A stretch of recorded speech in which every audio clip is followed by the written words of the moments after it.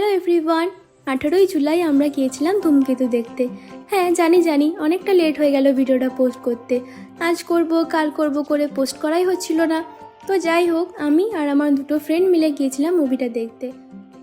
গানে গানে যদি আমার মনের কথা তোমার মনের কাছে পৌঁছে যায়। অনেস্টলি বলতে মুভিটা কিন্তু আমার খুব একটা ভালো লাগেনি। কোথা থেকে যে কী হয়ে গেল গল্পে আমি তো কিছু বুঝতেই পারিনি, কিন্তু দেব আর রুদ্রনের অভিনয়টা কিন্তু আমার দারুণ লেগেছিল। তারপর হল থেকে বেরিয়ে আমরা গিয়েছিলাম একটা রেস্টুরেন্টে, আর ওখানে কি খাবো ঠিক করতে করতেই তো আমরা আধ ঘন্টা পার করে দিয়েছিলাম। তারপর শেষে অর্ডার করেছিলাম চিকেন ললিপপ, হাক্কা নুডলস আর বিরিয়ানি। দেন হাতে অনেকটা সময় ছিল বলে চলে গিয়েছিলাম জাংশন মলে।